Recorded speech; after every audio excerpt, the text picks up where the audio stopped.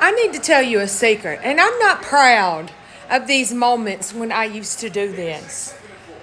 But I'm just going to tell you because I thought about it a while ago. I don't know. I was watching the Falcons game. I don't know why I randomly thought about it. Do you remember Cleo?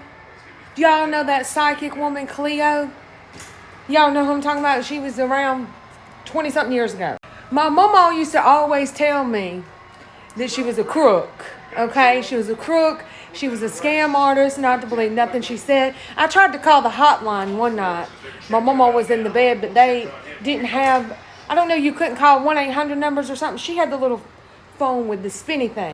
So I asked my mama, I said, how do you know she's a crook? How do you know she's a scam? Because at this time, my mama and my papa were my heroes, and I thought they knew everything. She was like, honey, she said, anybody can tell you something to make you believe it's true. And I didn't get it. I didn't understand.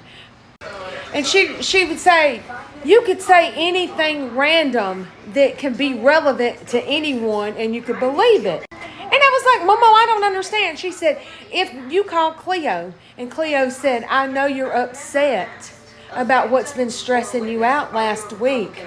And I know that's probably why you called me. She said, what would you think of?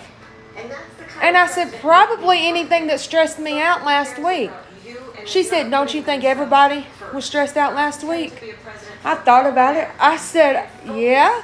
She said, what if she said, you have a loved one that's passed away that still thinks out to you and tries to reach out to you? And I was like, well, it could be. And I named a family member. She said, you see how she could tell anybody anything and it could relate and you could believe it? And I was like, oh, okay. Now, when I tell you this is going to make sense, okay? When people would attack me, I would attack them back, Cleo style. Because used to, if you went low, I was going to hell. If you went low, I was going to meet you in hell with the doors open with the pitchfork. You go low, baby, I can go lower. How low can you go? So now that y'all know Cleo, let me explain to this. Okay, I was picked on when I was younger. I was a heavy child, and we didn't have much. We didn't have much money. My parents were in and out. It was just a rough time for me, and I even carried that over into a young adult. But when people would verbally say things to me or hurt me, I would Cleo them.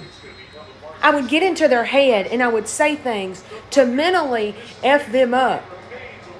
Just Cleo style. That's what I used to call it. If it was a girl saying something, I'd be like, girl, no wonder you're calling me fat. Do you remember how stressed out you were last week? You don't remember waking up in the middle of the night last week thinking about being stressed out? And now you're taking it out on me because you're stressed out. Or they would say, I don't know, I'm trying to give you another example. I'd be like, I know you've been thinking about that man cheating on you. And that's why you're bothering me. You know, I would just say random things that would relate to them to mentally terrorize them. I know you're nervous and anxious because you have that thing coming up. And you don't know how to feel about it. All right, but you ain't got to take it out on me and hurt me because of it and call me names because of it. No idea what the hell they have going on in their life. I grew out of that. I became more mature, more confident. But I just wonder how many of them sat around and was like, how the hell does she know what's going on in my life?